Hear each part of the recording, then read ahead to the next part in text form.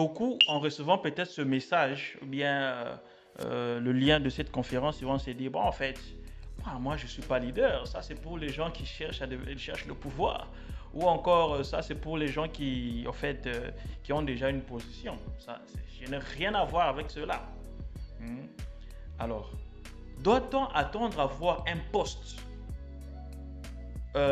ou une position pour se dire, en fait, je suis leader? Non. Ça, c'est une très bonne question parce que ça me fait penser d'ailleurs à mon expérience personnelle. Il y a des gens que je rencontre qui me disent parfois, quand je serai un leader, je reviendrai vers vous pour que vous me préparez davantage. Et moi, à cette question, je vous dis, mais c'est quand le moment de devenir leader? Pourquoi tu ne deviens pas leader maintenant? Pourquoi tu dois attendre d'avoir un certain rang pour te dire que tu peux devenir leader?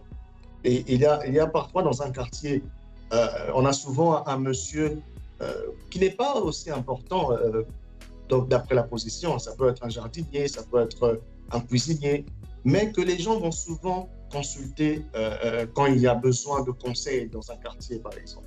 Pourquoi? Parce qu'on se dit, ce monsieur-là, c'est un monsieur sage, c'est un monsieur qui saura nous orienter. Mais ce n'est pas de lui quelqu'un qui est le chef du quartier ou quelqu'un qui est le chef coutumier ou quelqu'un qui est dans une position spécifique. Malgré cela, les gens vont vers lui, les gens parfois plus élevés de rang vont le quand il s'agit d'un problème dans un... Ce n'est pas seulement quand on est dans une certaine position qu'on a le droit de devenir leader. Je donne un autre exemple banal. Les pères de famille. Un père de famille, il a une position de père de famille, mais il peut être un mauvais leader étant père de famille. Ça veut dire qu'il peut mal gérer sa famille, bien qu'étant père de famille. Donc ça ne coule pas automatiquement d'avoir une position et devenir leader. Ça ne va pas de pair.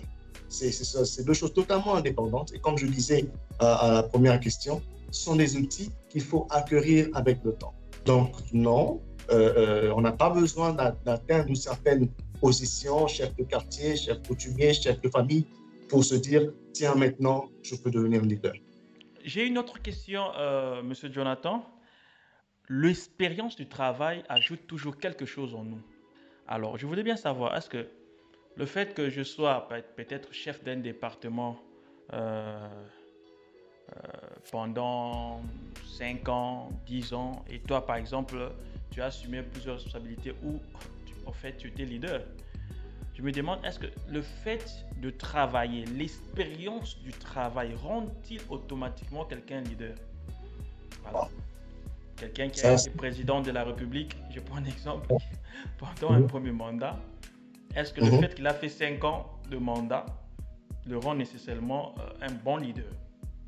Wow. Très, très bonne question. Très bonne question. Au fait, moi, je compare un peu le leadership à la maturité. C'est un peu comme devenir mature. Ça ne va pas avec l'âge. Je peux devenir leader et acquérir mon outillage après 2 ans de leadership. Tout comme quelqu'un peut être dans une position de leadership, mais faire 10 ans sans pour autant acquérir les équipements et les outils. Ça arrive souvent. Et par là, on échangera peut-être plus tard. C'est des gens qu'on appelle des leaders de position.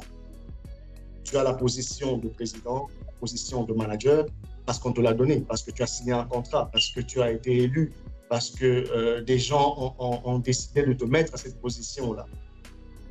Mais pour acquérir maintenant les compétences de leader, pour bien gérer un pays, pour bien gérer une compagnie, pour bien gérer un département, tu auras besoin de cette maturité qui peut venir très tôt, tout comme qui peut prendre du temps. Donc, à cette question-là, non, je ne dirais pas que ça ne vient pas avec le travail, l'expérience de travail.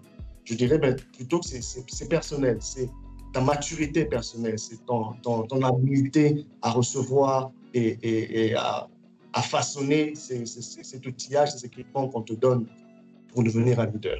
C'est un peu ça.